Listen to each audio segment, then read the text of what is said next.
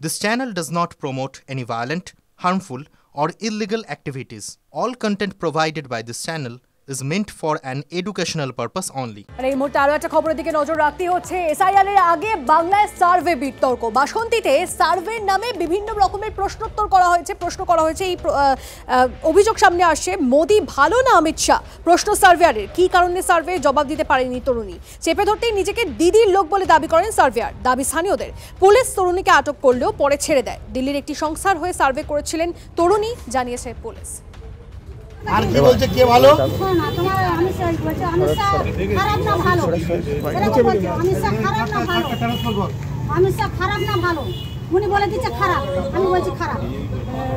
মোদি সরকার খারাপ না ভালো, উনি বলছে খারাপ, আমি বলছি খারাপ। বলে জোরে বলো, আমি আসতে বলছি, বল তুমি ঝিমিয়ে গেছো কেন? জোরে বলো। পাকিস্তান খারাপ না ভালো। তুমি কে? মোদি ভালো কি খারাপ তুমি কে জিজ্ঞেস করা? বলছে আবার হচ্ছে পাকিস্তান খারাপ না ভালো। শামিন্দা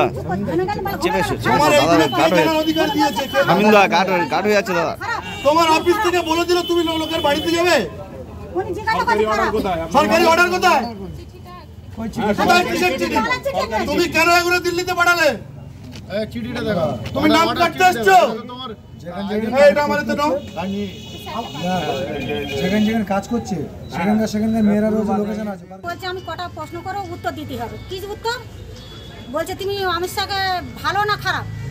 উনি বলছে খারাপ, ইশারা করে বলছে। তা আমরা বলছি বলো খারাপ, আমরা বলছি খারাপ। বলছে মোদি সরকার খারাপ না ভালো? বলছে খারাপ। পাকিস্তান বলছে খারাপ। উনি আর সব নাম বলেছে, এগুলো আরো নাম বলেছে, যেগুলো যেগুলো বলছে ভালো, উনি বলছে ভালো। বলে আমি চুপ করে আছি। বলছে তুমি জিমে যাচ্ছে কেন?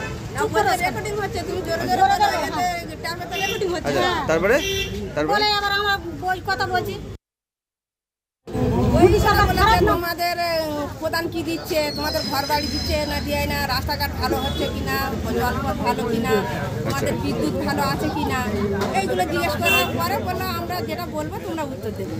তখন ওই বললো মোদি সরকার ভালো না খারাপ, এবার অমিত শাহ ভালো না খারাপ। এবার উনি বলছে খারাপ, আমরা বলছি খারাপ। বলছে আমি যে কটা বলে দেবো ওই ইশারা করে বলছে যে তোমরা জোরে বলবে, কেননা আমাদের রেকর্ডিং হচ্ছে এতে। এর বলছে আমরা পাঠিয়ে দেবো। আমরা বলি কোথা থেকে এসে? বলছে চুনাখালি থেকে এসে। ফোন নাম্বার বলেছে, নাম্বারগুলো নিয়েছে, বলছে ফোন করবে তোমরা, ওইটা ঠিকঠাক উপর থেকে মানে আপনাদের নাম নিচ্ছে।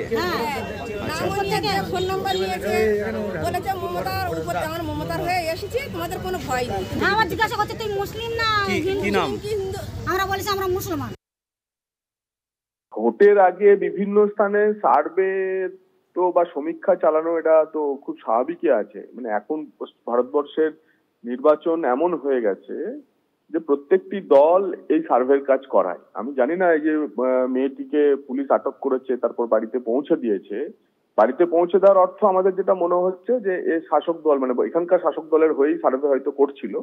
যদি অন্য কোনো দল, কংগ্রেস, বিজেপি, সিপিআইএম এর হয়ে সার্ভে করতো, তাহলে হয়তো তাকে গ্রেপ্তার করে মিথ্যা মামলা দেওয়া হতো। যদি মোটিভ কোনো নেগেটিভ না থাকে তাহলে এই সার্ভের মধ্যে অসুবিধা নেই। বরং চিন্তার কারণ যে পশ্চিমবঙ্গের মাটিতে দাঁড়িয়ে জনমত সংগ্রহের কোনো কাজও কোনো ইন্ডিপেন্ডেন্ট বডি আজকে করতে পারছে না, পুলিশ তাদেরকে আটক করছে। বেসরকারি সংস্থা তারা যদি কোনো এখানে কোনো কিছু যারা যদি সার্ভে করে ওপিনিয়ন পোল, তাহলে কিন্তু এখানে হচ্ছে রাজ্য সরকারের তো অনুমতি নিতে হবে, তার সঙ্গে হচ্ছে জেলা শাসকদেরও অনুমতি নিতে হবে। আমি মনে করি এটা অত্যন্ত উদ্বেগজনক, এটা আমরা মনে করছি, এবং একটা বিভ্রান্তমূলক যে কিভাবে আমাদের পশ্চিম বাংলার মানুষের বা নাগরিকদেরকে বিভ্রান্ত করে যাতে কেন্দ্রীয় সরকারের এই যে বেসরকারি সংস্থা তারা আমাদের আমাদের তথ্যের যে বিকৃতি বা যে তার ব্যক্তিগত যে তথ্য তারা চাইছে, কেন এর উদ্দেশ্যটা কি আছে? সারা ভারত থেকে মোট 5-6টি টিম এসেছে বাংলায় সার্ভে করতে। বারবার করে কাউকে কোনো তথ্য না দেওয়ার নির্দেশ বলেছেন মুখ্যমন্ত্রী।